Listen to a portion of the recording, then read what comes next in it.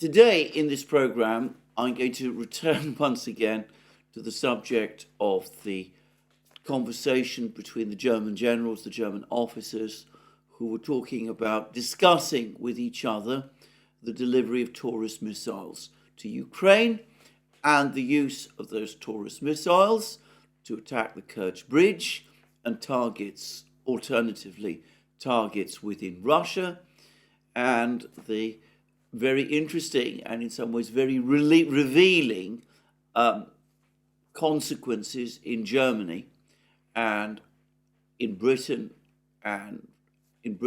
also that have spilt over from this conversation. I'm also going to talk about the Middle East situation finally, and I'm also going to touch on the situation in the United States, though only very briefly.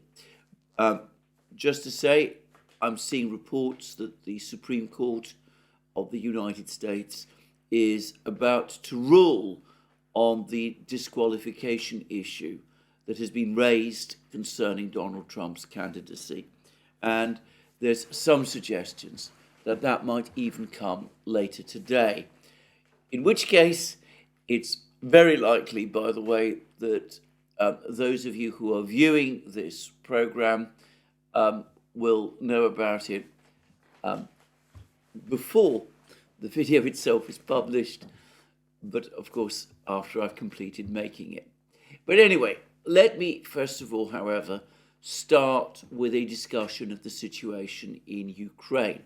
Now, there's a lot of very confusing information coming out of the Avdiivka sector.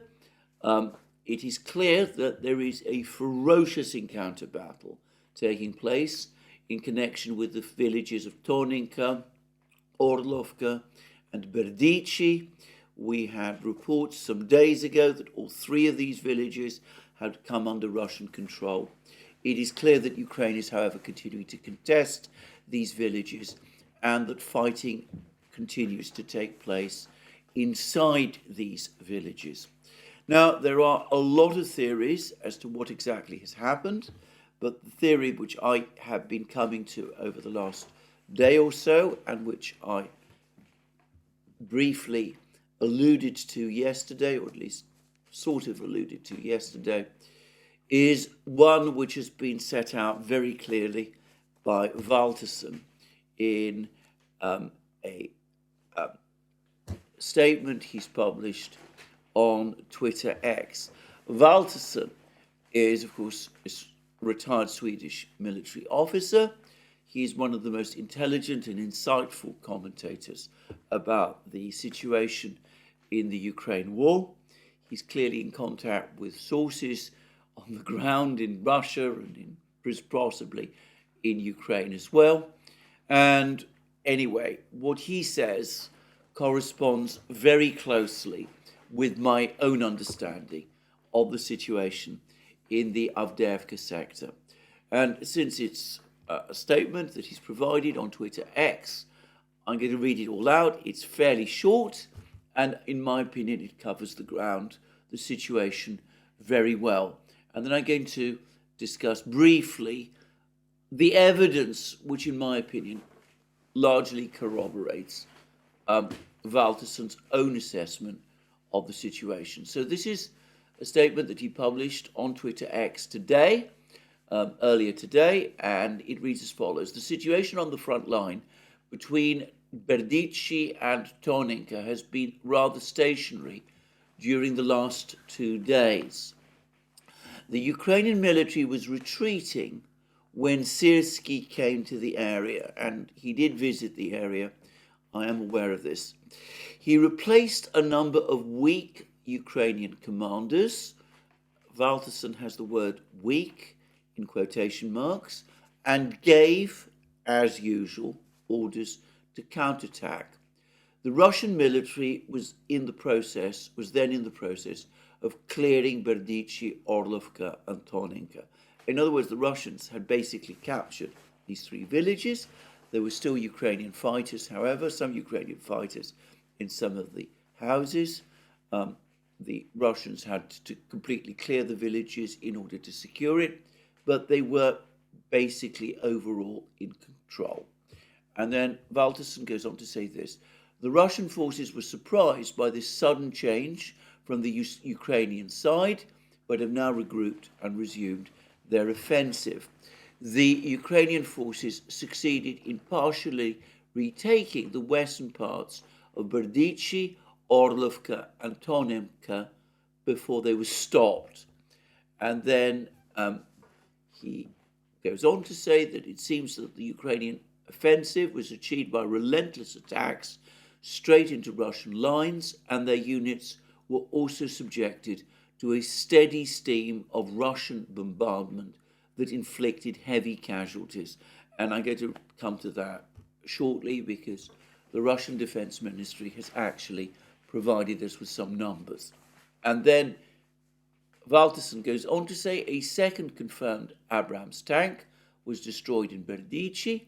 On this video you see, and he provides a link to a video, you see Ukrainian armoured losses in Tonenka. The question is, was it worth it? I would say no. That's, of course, Valterson's view. Ukrainians have slowed the Russian advance by 3 to 4 days, but the already battered units must have lost most of their combat capability in this reckless counterattack. And then he gives his own assessment, which I think is probably accurate, about the state of control of these 3 villages in the last few hours. He says early this evening, and presumably he means early in the evening on the 4th of March. It's still mid-afternoon here in London, but anyway, in Sweden, they're ahead of us in terms of the clocks. And he puts it like this: Berdichi, 20% Russian control, 30% in the grey zone, Ukraine 50% in control. Orlovka, 80% Russian control, grey zone 20%. Tonenka, Russia 25%, grey zone 25%, and the Ukrainians controlling 50%. And then he quickly adds that in Tonenka, the northern Dacha area is included. Otherwise, Tonenka would be divided into 3 equal parts. And this seems to me to be a roughly accurate account of the areas of control in these 3 villages.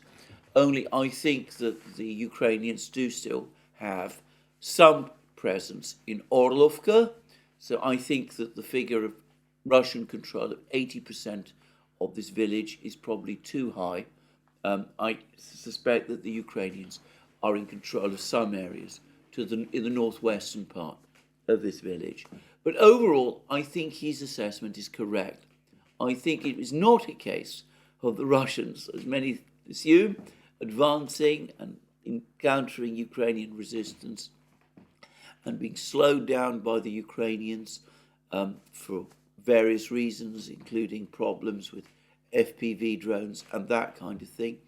I think what happened was, exactly as all the reports were saying a couple of days ago, that the Russians swept in and captured these 3 villages, except that there were still holdouts and some mopping up to do.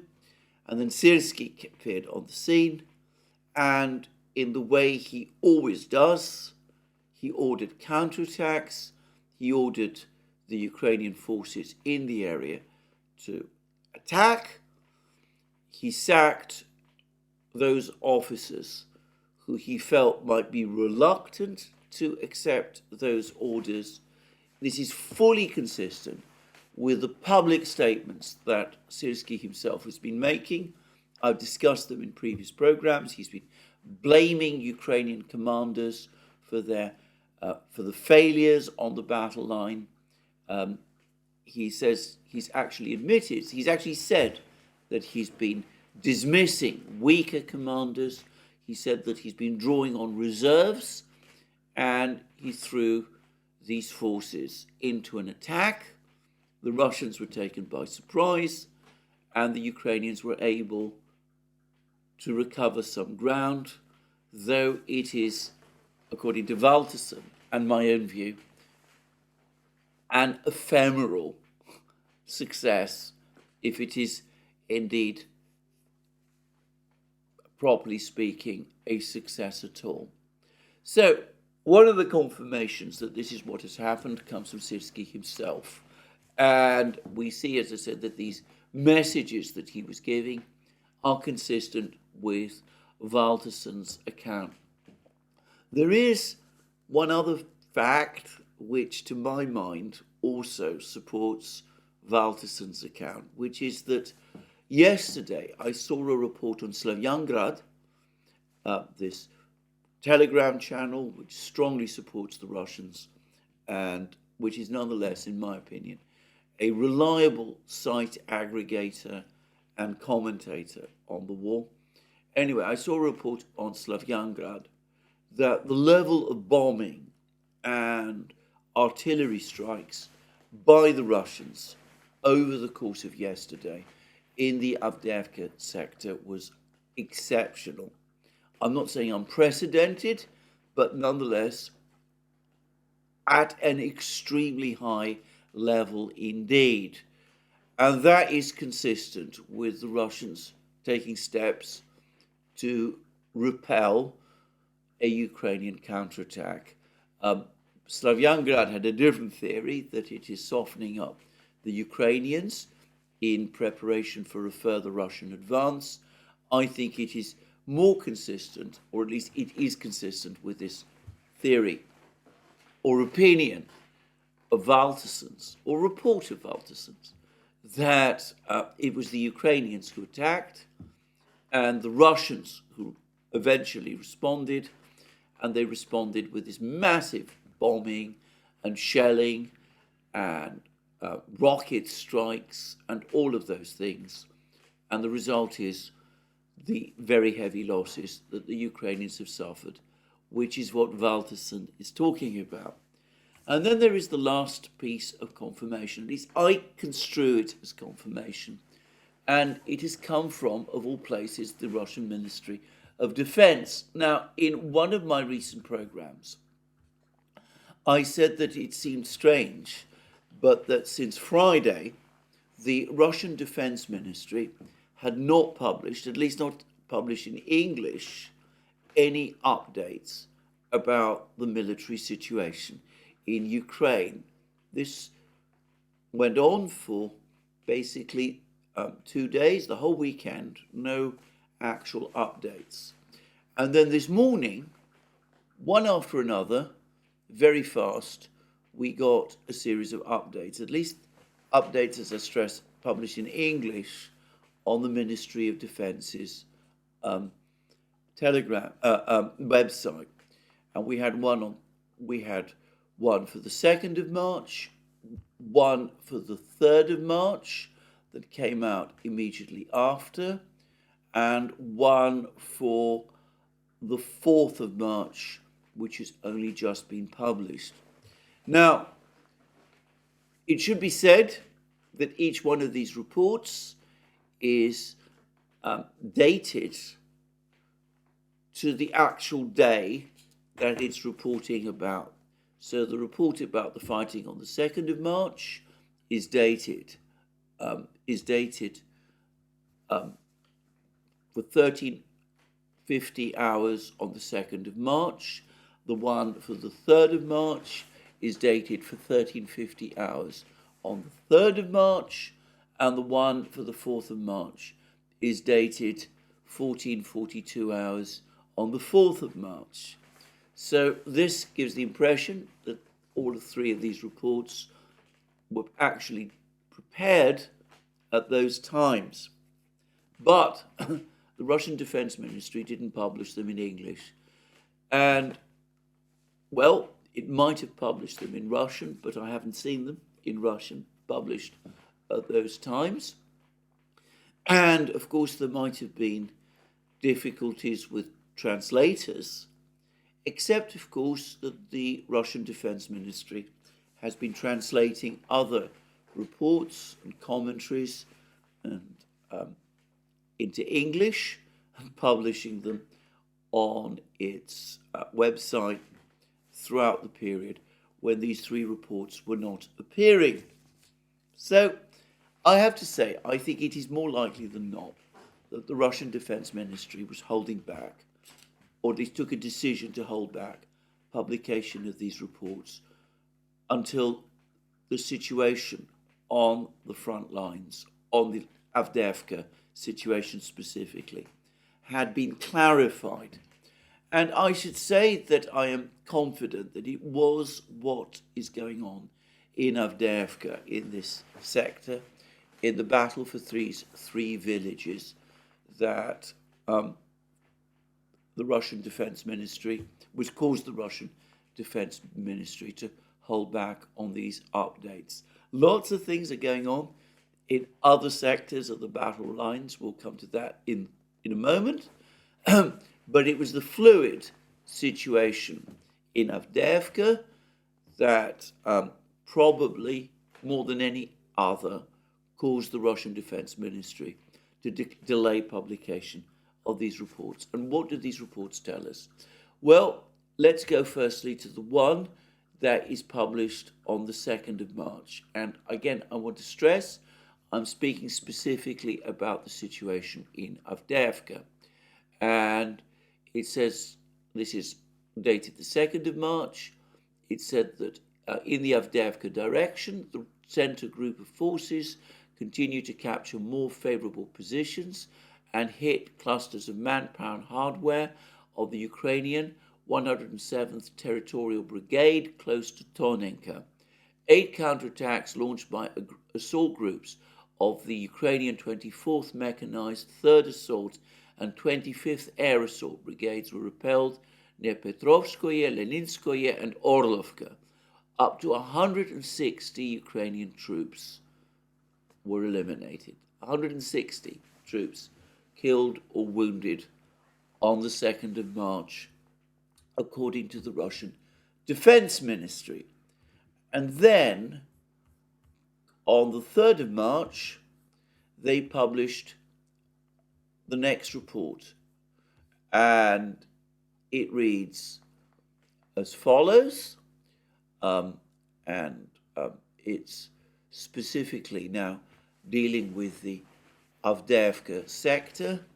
In Avdiivka direction, the Central Group of Forces improved the situation on the front lines and repelled 11 attacks by units of the 53rd Mechanized, 59th Mechanized Infantry, 25th Airborne and 3rd Assault Brigades near Tonenka, Orlovka, Pervomaiskoye and Berdichi.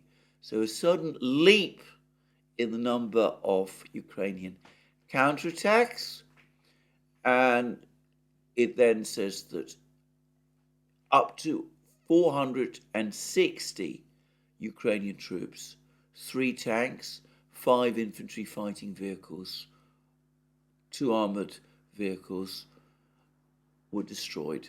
So you see sudden leap in casualty numbers.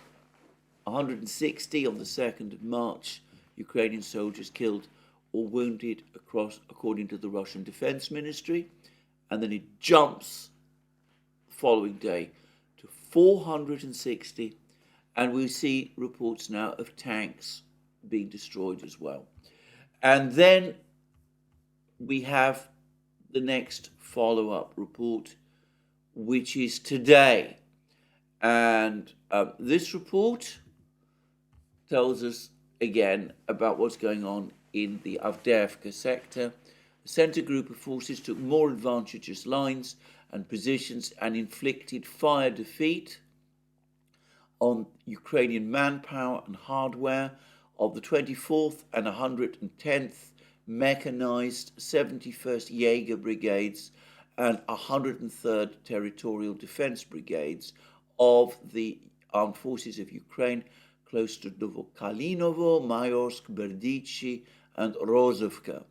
The enemy lost 490 Ukrainian personnel, 2 tanks, including 1 US-manufactured Abrams, 4 infantry fighting vehicles, including 3 US manufactured Bradleys, 3 armoured fighting vehicles, and 12 motor vehicles.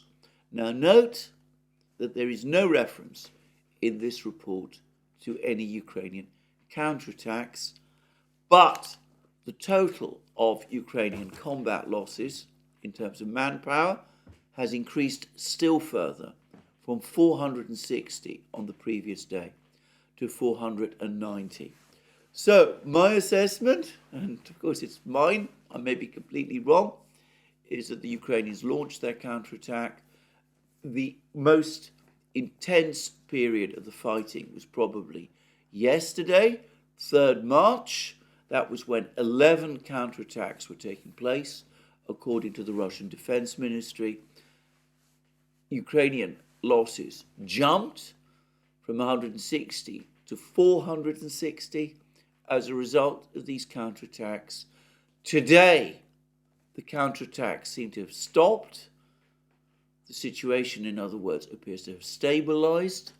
There is no mention here of Toninka or Orlovka in this latest report, though there continues to be reports about Berdichi, but Ukrainian losses are continuing to mount. They now are reaching 490. So all of this, so it seems to me, is consistent with what Valterson is saying. A Ukrainian counterattack ordered by Syrsky himself. All of the information, to my mind, appears to corroborate this. A counterattack mounted most intensively over the weekend. It did regain some ground in all 3 of these villages, but the losses have been exceptionally high. Now, is Valterson right that this is not worth it, that the Russians will capture these villages in a couple of days? Nothing useful has been gained. All that is happening is that Syrsky is feeding more brave Ukrainian soldiers into a new meat grinder. Not content with the meat grinder he presided over in Bakhmut, he's now in the process of establishing another one in the Avdiivka area. Well, I think the answer is probably Valterson is right. But I am going to make one qualification to this. Again, speaking as someone who is not a military person. And again, I want to stress that. But it's been absolutely clear to me for about 2 weeks now, that the situation that the Ukrainian forces in Avdiivka were facing was a collapse, essentially a rout. Ukrainian defenses in Avdiivka themselves collapsed. There were attempts by the Ukrainians to stabilize the situation in other villages, Lastochkino principally. They ended in catastrophic failure. The Ukrainians were still fleeing westwards,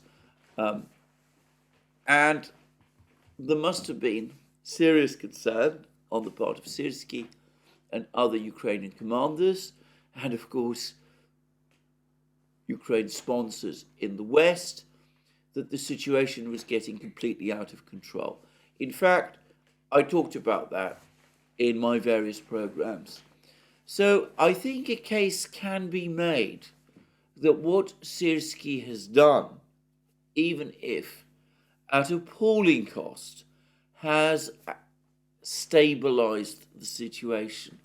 It's brought this rout to a stop. He's replaced what he calls weak commanders with tougher commanders. And, well, if there is going to be a retreat from these villages by the Ukrainians, which everybody expects, it will now be conducted in a more organized way than has been the case up to now. I say that, I may be completely wrong, and we can see from the Russian claims that all the information suggests that the toll the Ukrainians have paid for this temporary stabilization is exceptionally heavy. Moreover, it's important to say that it is some of their best units that have been used to do this. If we go back to the Russian reports, we learn that the 110th Mechanized, the 71st Jaeger, and the 3rd Assault Brigade and the 24th Mechanized Brigade were all committed to trying to stabilize the situation around, well, principally BITCHUTE, as I understand it. That is where the most intense fighting has been taking place. And, of course, the 47th Mechanized Brigade is also involved. They're the people with the Bradleys and the Abrams tanks, and they've been badly hammered as well. So a temporary stabilization bought at the price of a very, very heavy losses on the part of some of Ukraine's best troops, with Ukraine being in increasingly short supply of those. Some of their best units fed into this meat grinder to try to buy some days of stabilization in this situation. So maybe someone with a better understanding of these matters, a better knowledge of the situation, might come to a more critical view of what Syrsky has done. They might argue that stabilizing the situation in this way, in 3 ultimately undefendable villages, at this appalling cost, is not worthwhile, just as Avdeyevka says, and that it would in fact have been better for the Ukrainians to retreat from these 3 villages towards a small river that lies to the west, which is assumed to be the place where the next Ukrainian defense line, such as it is, will be established. Meanwhile, just to go back to a long-standing discussion, the Russian Air Force continues to operate over this whole sector with undiminished intensity. Apparently they've been bombing continuously the Ukrainian positions, and there are reports that they've now started bombing Ocheritenye, this village on a hill further up the railway to the northwest of Avdiivka itself. It's widely assumed that the Russians will aim to capture this village, and it's generally conceded that if they do capture it, they will have secured the high ground and will be in a position to roll up this Ukrainian defense line on this river obstacle that I was talking about. So a temporary stabilization, if such it is, I'm not certain that it is, by the way, bought at extremely high cost, perhaps not worth the cost in lives, which we can see from these reports from the Russian Defense Ministry. Now, I would say that there is, of course, an alternative view. The British Defense Ministry has also published its own update. They claim that February has been the bloodiest month the Russian army has suffered throughout the entire course of the special military operation. They put Russian losses at 29,000 men over the course of February. I have no idea how they arrive at these figures. Presumably they come from Ukraine. I don't think anybody looking at the situation on the front lines in detail would agree with these numbers. On the contrary, the general impression, and every report I have been getting, including one from Patrick Lancaster, who was, of course, physically present in the area, is that in the later stages, during the fighting in February, Russian losses in the Avdiivka area have actually been relatively light. But for completeness, I am also publishing what the British Defence Ministry is saying. If the British, by the way, are getting this wrong, then they're doing no one any favours, not the British public, not the Ukrainians themselves, no one. They're just continuing to reinforce a account of the war, which is, to say it straightforwardly, delusional. Anyway, that's my view. Now, it is not only, of course, in Avdiivka that the fighting has been very intense. There have been more reports, for example, that the Russians have made more advances in the village of Georgievka as they're working towards Kurakovo. There's also reports that the Russians have captured more streets and buildings in Krasnogorovka, this large village or small town north of Avdiivka, which is, as far as I can see, a major priority target for the Russians at this particular time. The Russians have also raised their flag over the center of Ivanyivska, as I understand it. So they are in control now of perhaps the greater part of Ivanyivska, and there is still intense fighting going on for control of Ivanyivska. We can get some sense of the intensity of the fighting there by looking at the Russian reports about the fighting in that area from the Russian Defense Ministry, and we see that Ukrainian losses encompassing the areas of the Bakhmut area, together with the area around Krasnogorovka, the Marinka area, according to the Russian Defense Ministry. The Ukrainians have lost 320 men over the last 24 hours. So fighting is very, very intense. And there's general view that Ivanyivska is soon going to fall. And there are also now pictures of the Russians raising their flag over more sections of Novomykhailovka, which they have captured. They appear to have reached the center of this actually rather large village, about 1,400 people before the war.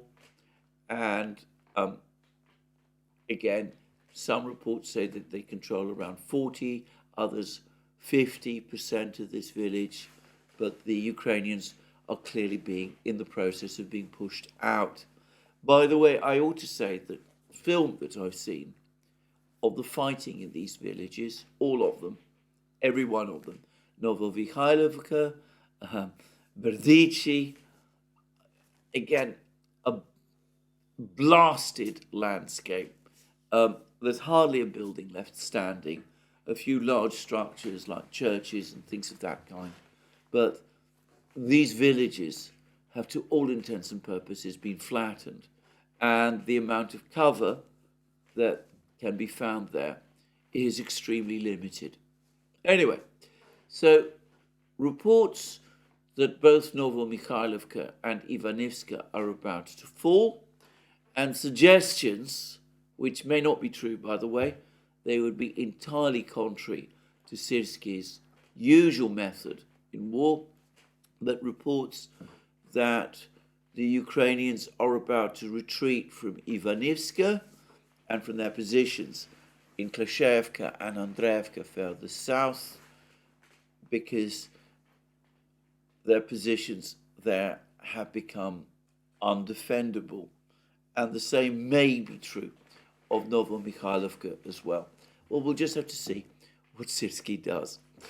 And last but not least, there are also, again, reports that the Russians are now about to launch the final assault on Robotino in the Zaporozhye area, aiming to regain full control of this village. And from what I can gather, essentially the same thing has happened in the fighting for Rabotino, a village which, as I said, I'm completely unable to see why the Ukrainians remain interested in it. Their capture of it achieved nothing during the summer offensive. It did not enable them to launch their grand offensive to the Sea of Azov. It did not open the gates to the Sea of Azov. As I understand it, their control of this village was anyway always patchy. But why they're holding on to it, therefore, now, again, I am completely unable to understand. But at least that was Syrsky's decision again, as the Russians were steadily gaining control of Rabotino. He sent more and more men and machines to try to hold Rabotino. These men, this resulted in counterattacks. The Russians stepped back. As Dima at the military summary channel elegantly puts it, they then counterattacked. They regained ground. Syrsky sent more men in. The Russians stepped back again. And in the meantime, the Ukrainian forces that were sent there were pounded, and now supposedly the Russians are prepared to mop up what's left, having in the meantime used all this fighting in Rabotino to capture large areas of territory in what was once Bradley Square, this area to the west of Rabotino that the Ukrainians were able to occupy, rather east of Rabotino, that the Ukrainians were able to occupy during their summer offensive. As I said, I am completely unable here to understand the logic of what is being done. Anyway, the overall story of all of this is massive amount of equipment is being lost. We've now had 3 American Abrams tanks destroyed in the Berdichi area, 3, and 2 engineering vehicles based on the Abrams have also been destroyed in this same area. And there is, by the way, general bafflement as to why the Ukrainians are deploying these engineering vehicles so close, in fact, right on the front lines. And there's theories that it's a sign that the Ukrainians are running out of armored vehicles. My own view is different. I think the purpose of these engineering vehicles was to act as some kind of tractor, at least that was the idea. I don't suggest that they really were tractors, but to try to act as tractors to pull back any Abrams tanks that were knocked out, and or perhaps to evacuate their crews if they were knocked out. Instead, what appears to have happened is that they became victims of Russian attacks themselves, and at least 2 of these valuable vehicles, which are in generally short supply, have now also been destroyed. And it looks as if 3 Abrams tanks have been destroyed, 1 over the last 24 hours. It seems that others have been destroyed. 2 others have been destroyed earlier. And in fact, there's, I understand, lots of pictures and film of the destruction of these tanks. By the way, on the topic of the Abrams, I would quickly say, and it's a point being made by Jan Gagin, no less, who is, of course, one of the advisors of Denis Pushilin, the head of the Donetsk regional government.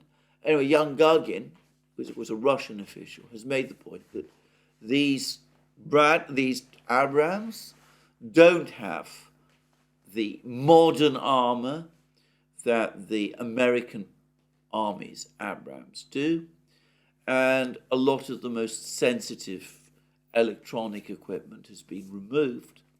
So it's just to say that though the destruction of these Abrams tanks is clearly a prestige blow for the United States, we shouldn't assume that American tanks operated by American soldiers would be quite as vulnerable on the battle lines as these 3 tanks have proved to be. For the record, I think it is most unlikely indeed that the American military would operate their tanks on the battle lines in this way. But then, I'm not a tank commander, and what do I know?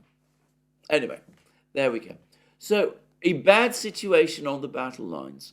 Ukraine continuing to suffer terrible losses, losing men, losing machines, losing, expending ammunition, being hammered by the Russian Air Force, taking terrible losses.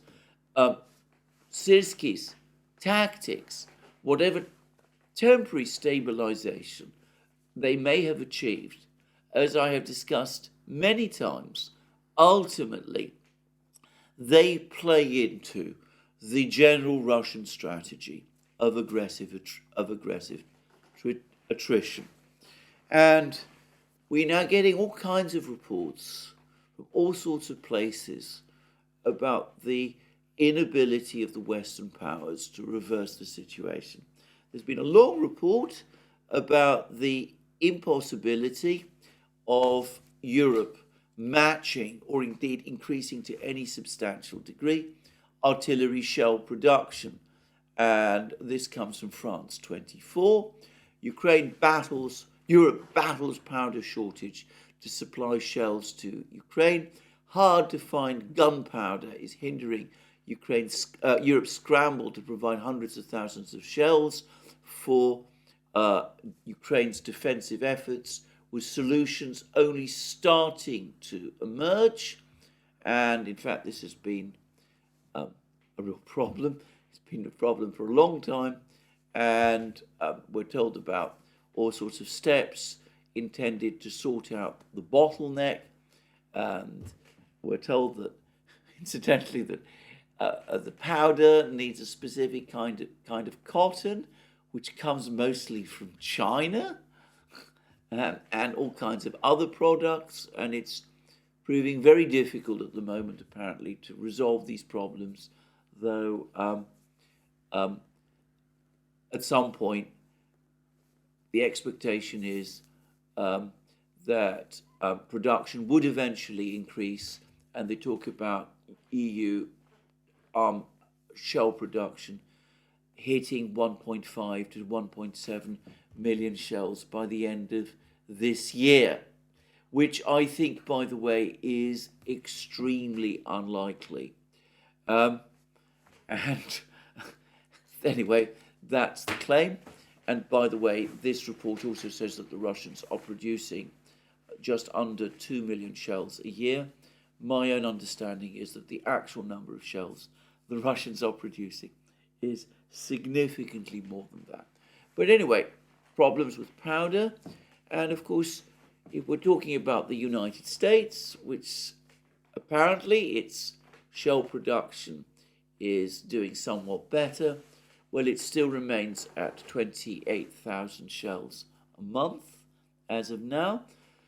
There's some hope that it might be increased to 37,000 shells a month by the end of this year. I think it is most unlikely, by the way, that the Europeans will be able to surpass American levels of shell production, let alone Russian ones. But anyway, there is problems with shells, and also, dare I say it, problems with lots of other things. And an first admission I've seen in a publication intended for a Western readership, this comes from BNE Intelligence News, which I should say is a specialist magazine focusing on the Eastern East European economies, but also including Russia. Also covers Iran, by the way. And they've done a study, and it's interesting. They say that China and Russia, the industrial production superpowers that could win a war. And there's pictures of two women workers in a factory. This is a cartoon of two women workers, one Chinese, one Russian, each with their respective flags. And, well, I'm not going to discuss the article in detail, but it finally concedes.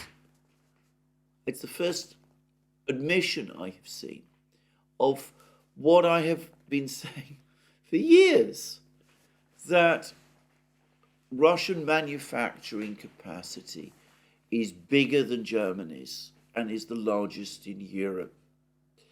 The whole gas station masquerading as a country trope that has been invented about Russia has no basis in reality. And anyway, this particular article puts Russian shell production at just under 3 million a year. And says that this is according to the Kremlin. Well, I've never seen the Kremlin give that number. But anyway, that's what this article says. More than, of course, that article in France 24 said. And anyway, finally, an acknowledgement of something I've been saying, as I said, for a very, very long time, that Russian industrial production, that the industrial system in Russia, the overall industrial base, is actually the biggest in Europe, larger than Germany's. And of course, it's important to say that there is quite a lot of other industry across Europe. Italy also has a significant industrial base, for example, but Germany always has been the major industrial locomotive. It says that German industrial capacity is about 90% Russian. I'm confident that it is less than that, but I'm not going to discuss that further in this program. And that now leads me back to the Taurus missile debacle, because we've had a most extraordinary statement from the German Defense Minister, Boris Pistorius. And it's, I have to say this, one of the most mendacious statements I've seen from a government minister. And, well, I've seen many mendacious statements over, in my time. But this one, as we like to say in England, takes the biscuit. First of all, he, of course, talks about the fact that the West is involved, pitted against Russia in an information war, and that one mustn't presumably therefore take as true anything that is in this recording of the German generals that the Russians have published. Of course, he doesn't actually say that. He doesn't actually say that that this recording is wrong or factually incorrect. He doesn't claim that any material has been inserted into it. He says, that the investigation, I discussed the investigation yesterday. He says that the investigation is still underway, but that he expects that it will report sometime early next week. But presumably by now, all of these officers will have been questioned. And I'm confident, as I said yesterday, that if there were manipulations and distortions in this record, Pistorius would have told us what they were. But then he goes on to say that this wasn't in any case a planning meeting, that there's no decision yet to supply the Taurus missiles to Ukraine, that it was just a group of German officers talking with each other and thinking aloud about the kind of things that might be done. Now, apparently German officers are in the habit of doing this. They talk to each other about sending Taurus missiles to Ukraine, helping Ukraine to launch these missiles, about launching strikes on the Crimean Bridge itself, discussing with each other the difficulties of doing that, discussing as alternatives the idea of striking at ammunition dumps and other locations within acknowledged pre-2014 Russia. This is the sort of thing that German officers routinely chat about with each other. At least that's the impression one might get if one believed what Boris Pistorius says. And not only do they do that, but apparently in deciding to conduct these discussions, they decide that they might as well rope in one of them, in fact the most senior of them, who is actually away in Singapore, attending an air show in Singapore, as it turns out. And they decided to speak to him on the phone because, well, why wouldn't they do that if they wanted to talk with each other about an idea like this? But don't worry, Pistorius assures us no actual decision has so far been made, and the idea that Germany might find itself or is planning to go to war with Russia is absurd. Well, this is a patently absurd claim. I mean, every single aspect of what Pistorius says is completely untrue. I say that, I'm choosing my words more carefully. I could use stronger language, but I'm going to try and restrain myself once more. It is absolutely clear that these soldiers, these officers, are discussing with each other in preparation for a planning session, which they expect to have with no less a person than Defense Minister Pistorius himself. So Pistorius presumably instructed them to get together and come up with some kind of plan about how the Taurus missiles could be used, and that's why these officers have been talking about it with each other. I do not believe that senior NATO military officers just brainstorm with each other about hypotheticals, especially hypotheticals of this nature.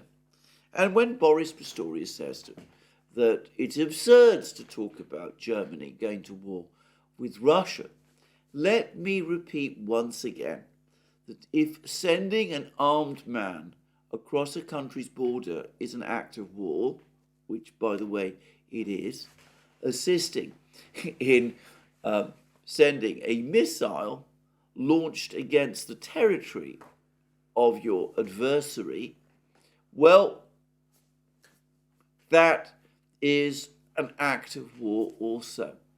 Now, of course, I accept that Germany, like all the Western countries, does not recognize Crimea as part of Russia. And a lot of the talk here is about attacking the Crimean Bridge.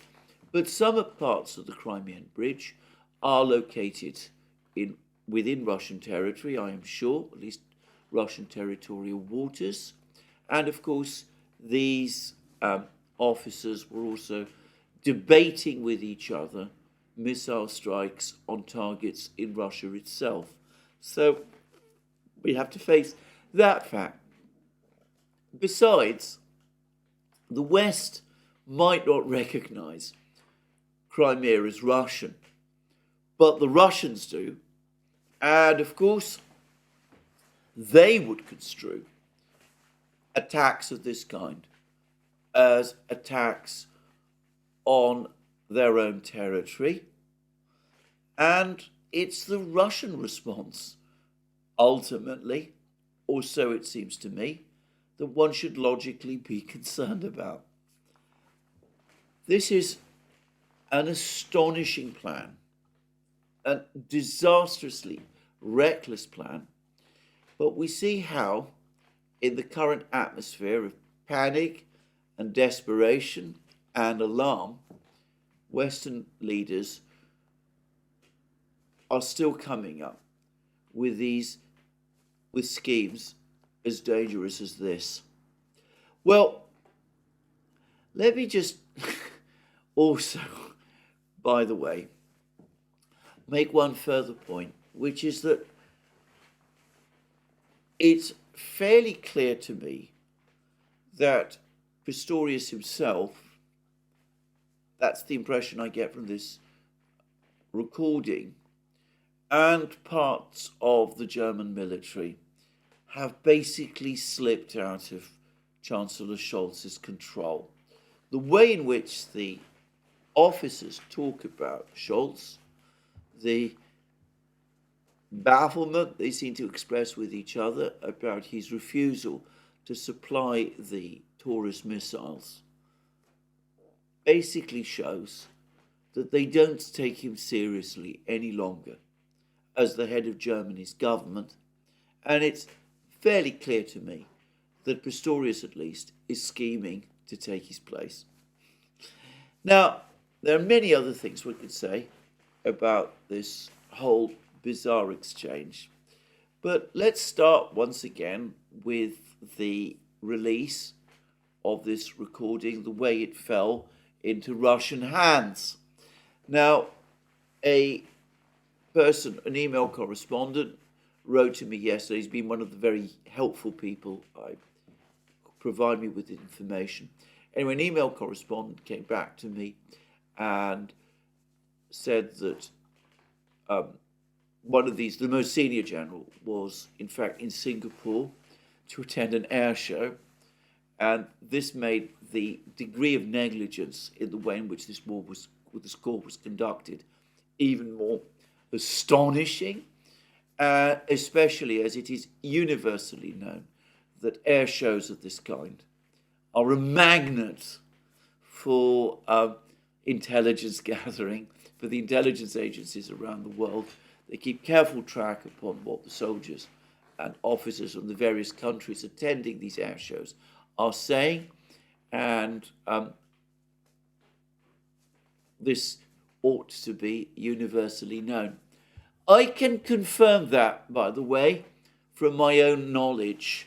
Long ago, much earlier in my life, I used to attend the Farnborough Air Show, quite close to London. It was always an exciting and interesting thing to see. And I remember being astonished at the number of military people in uniform that were there, all with their various aircraft. And it was pretty clear, even then, that along with all kinds of discussions taking place and attempts to sell weapons and civil aircraft as well, because civil aircraft are an important part of air shows. But it was obvious that this was a place where all kinds of interesting things were happening and where the intelligence agencies of various countries would inevitably be drawn to. So it's incredible that this officer, and in fact this team of officers, were happy to conduct a conversation in this kind of context. And apparently it happened in a hotel room in Singapore, which might itself have been compromised in some way. And it happened over a clear line, which is even more astonishing. The British, at least according to their media, are furious about this because, of course, this conversation amongst the German officers has revealed a great deal more information about the very active role the British themselves are taking in operations, Storm Shadow operations in Ukraine. Well, it tells us that this affair is that the political leaders in Europe have little regard for the colossal risks that they're taking. And it seems that some of the military officers are also phenomenally complacent and have lost the disciplines that they once had during the Cold War about preserving security and the privacy of these sort of calls, and frankly, that they're not thinking appropriately as military officers should. At least that's my impression. There is another thing that comes out very clearly from this whole discussion, which is that the German officers in question are saying to each other, well, the largest number of Taurus missiles that could be supplied to Ukraine is around 100, and that's not going to change the course of the war, which begs the question in that case, why is this being done at all? Why become so deeply involved in a war? Why supply missiles like this if the war is going to be lost anyway? If this isn't going to make any difference, why take these astonishing risks in that kind of way? And there's this other discussion about the Kerch Bridge, what a difficult target it is. Taurus missile might be able to do it. Storm Shadow, very difficult. It's got all kinds of problems. Its guidance isn't good enough, but the Taurus missile is even better because it's got a longer range. You can somehow manage to bypass Russian air defenses. Most unlikely, in my opinion, but anyway, that's another story. But again, the effective admission that the Russians can get by without the Kerch Bridge. Why this obsession with the Kerch Bridge, the overriding obsessive need to destroy this bridge, when the Russians are building road and railway links by land, which they're going to use or could use in place of it? I'm going to say it straightforwardly. I said it in a program that we did on the Duran, Alex, Christoforo and I, when we discussed this topic. We're now about the Kerch Bridge, well into Captain Ahab territory. The Ukrainians and the Western powers, and I suspect people like Victoria Nuland in the United States, are absolutely obsessed with the Kerch Bridge. They are monomaniacal in their fixation about it. They seem to think that destroying the Kerch Bridge is going to achieve something. It might not even be possible to do. These German officers seem to have doubts and concerns about the viability of this thing anyway. But, let's assume they did. It's not going to change the outcome of the war. They all but admit that. And nonetheless, they are determined, or at least they're constantly, feverishly, obsessively talking about doing it. It's, again, absolutely out of proportion to the risks involved. Launching missile strikes like this, getting Germany involved in launching missile strikes like this, to achieve something that is purely symbolic, but which will apparently scratch an itch. I have to say, again, I had no understanding that military planning was conducted in this kind of way. I thought that soldiers always confine themselves in an unsentimental and cold way to doing things that are militarily useful, not to doing things that are symbolic and irrelevant, but which come with enormous dangers.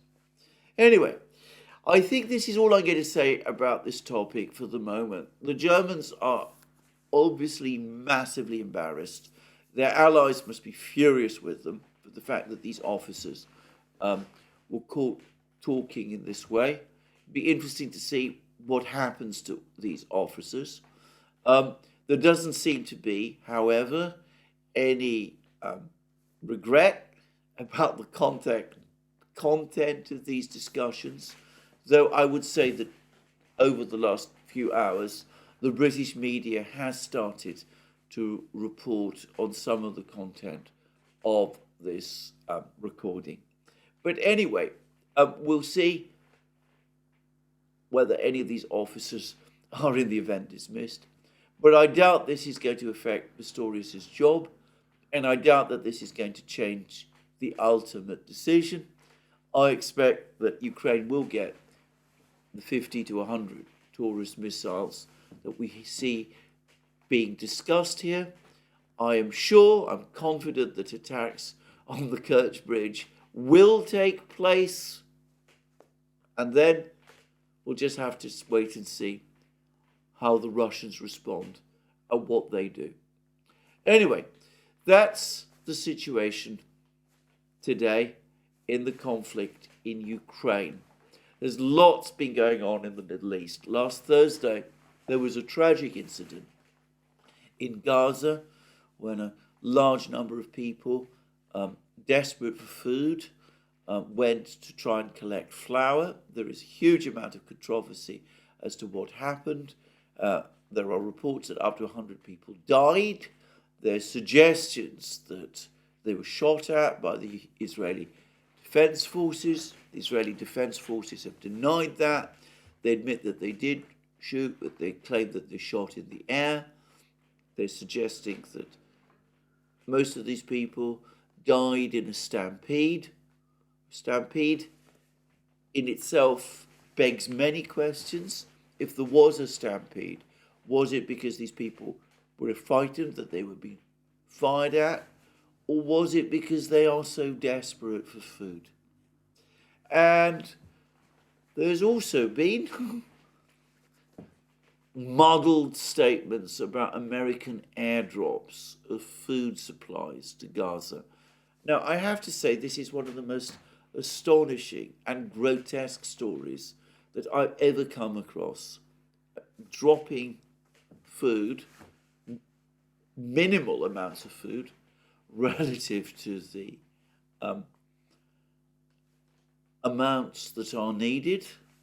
It acknowledges that there is now a food crisis in Gaza, which is in effect acknowledging a humanitarian situation. But of course, it's contemptible, if I have to say. Contemptible because it suggests, again, that the United States is unable to get control of the situation. The United States understands that there is a food crisis in Gaza. Well, the solution is very clear. It needs to get its Israeli ally to stop the military offensive in Gaza, to allow supplies to go in. Dropping supplies in this way is not a humanitarian gesture. It simply acknowledges that the United States, the mighty United States, is incapable of enforcing a ceasefire on its ally, Israel, in the midst of a humanitarian crisis, and simply highlights its weakness and loss of control, and the fact that the key decisions now are no longer being made in Washington, but are being made in Jerusalem.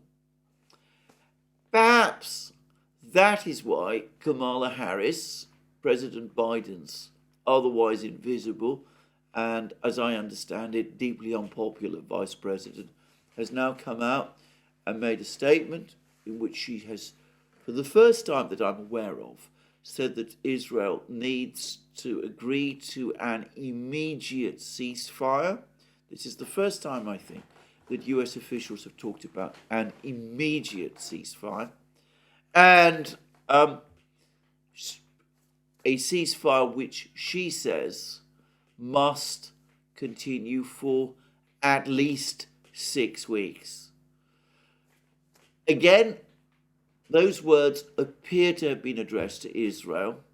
But the point is that if we're talking about a ceasefire, Hamas will probably agree, and Kamala Harris will have to agree, and Kamala Harris is again talking about a temporary ceasefire, albeit one for 6 weeks, and apparently still wants Hamas to release all of its hostages during that 6-week period.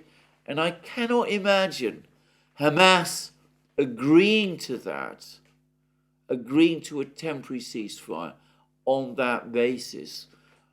Hamas, I suspect, will only agree to release the hostages if there is, at the very least, a permanent ceasefire and some guarantee, perhaps an Arab peacekeeping force deployed to Gaza, that an Israeli attack won't happen.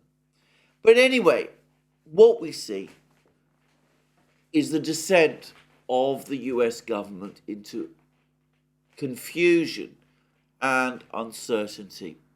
President Biden has trapped his administration into an impossible position. He's also, by the way, done the same for Israel, so I'm going to say less about that today. But he gave Prime Minister Netanyahu a carte blanche to do whatever Netanyahu thought was necessary in Gaza in terms of Israel's security needs. The result has been a military operation in Gaza, which, according to some reports, has now resulted in the deaths of 39,000 people. I have no means, obviously, of independently verifying these figures, but for the record, I suspect that they are probably correct. It has also led to renewed proceedings against Israel in the International Court of Justice. It has also highlighted US weakness, the fact that the United States simultaneously acknowledges the existence of a humanitarian crisis in Gaza and at the same time is unable to do anything to prevent this crisis from escalating, despite the fact that it is its own ally, Israel, that is involved.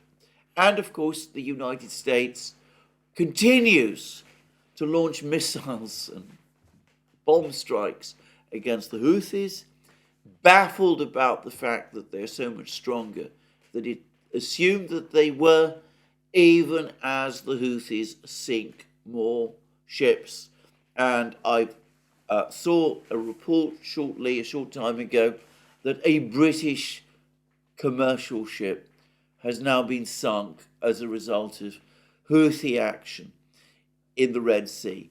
I've noticed, by the way, that the British media has now essentially stopped covering the debacle in the Red Sea. Also, by the way, the debacle of the British Navy. They've had to pull all their warships, as I understand it, away from the area because their missile systems apparently are not fit for use and they could be vulnerable to attacks by the Houthis. And this is on top of a whole succession of blunders and fiascos which have beset the British military. A Trident missile failed to launch, calling into question the viability of Britain's deterrent. They've had to scrap 35 of their Typhoon jets. And only today, there's reports that British pilots have to train in other countries because the jet engines of Britain's own Hawk jet trainers aren't reliable any longer and are prone to constant breakdowns. So anyway, the United States has maneuvered itself into this situation, and this is starting to cause President Biden himself political problems.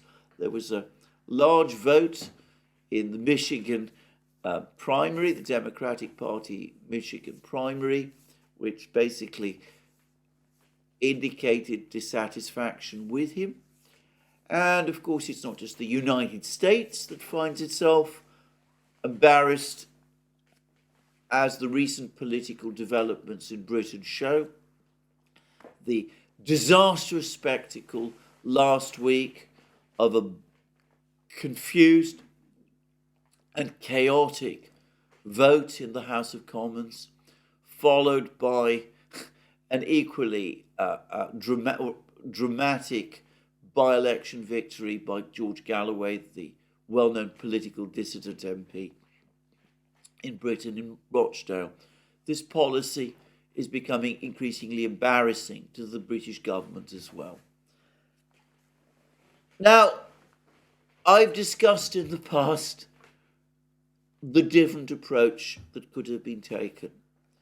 The approach right at the outset to the Security Council that might have been made in October, the cause, the way the Security Council might have been used to pass resolutions demanding the release of hostages from Hamas, threatening Hamas with all kinds of actions, the way in which diplomatic pressure and other types of pressure could have been exerted on Hamas right at the outset.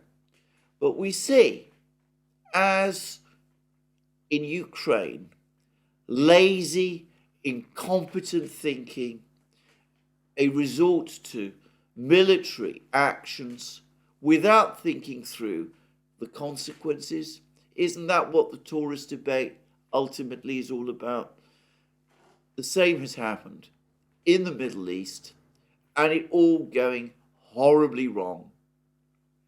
Well, there we are. I don't know what the administration intends to do. I think that so long as the United States is not prepared to back a ceasefire resolution, Prime Minister Netanyahu and his cabinet will continue doing what they're doing in Gaza. I don't think it's turned out for them as they had expected. I don't think that they imagined that this operation in Gaza would be as protracted as it is turning out to be. I understand that the Israeli economy is now coming under very severe pressure and that there is now a significant economic recession underway in Israel. But I think politically they are committed, and it will be all but impossible for them voluntarily to turn back. As for President Biden and his administration, it's obvious to me what they need to do.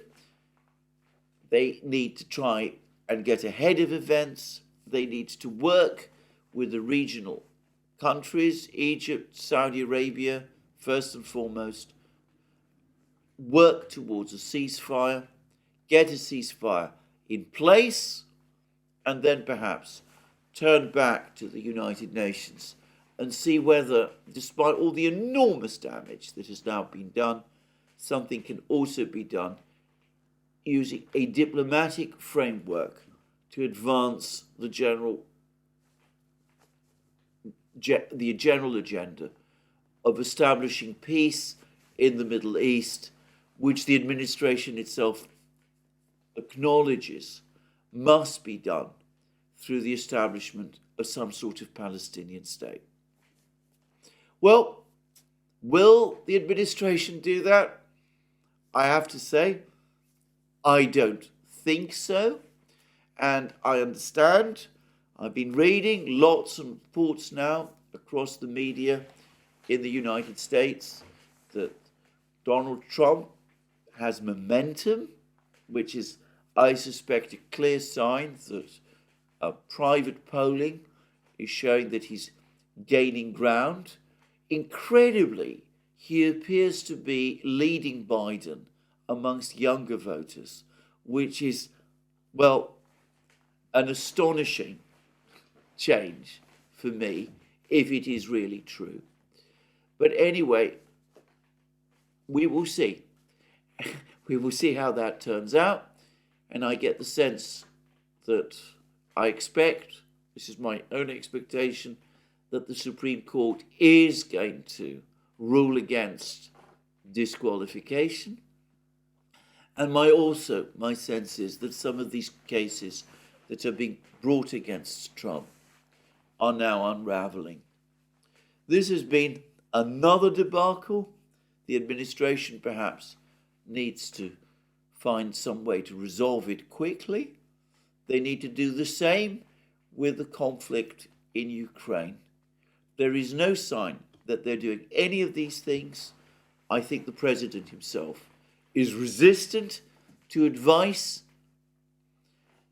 and I'm afraid that we're going to see a continued deterioration, an escalation of some kind in the war in Ukraine before, as I said yesterday, general acceptance sets in that the war in Ukraine is indeed lost, and a failure to take the necessary diplomatic steps over the conflict in Gaza and in the Middle East, with the eventual, well, perhaps not total collapse, but severe degradation in America's diplomatic position, that this drift in policy is going to bring about.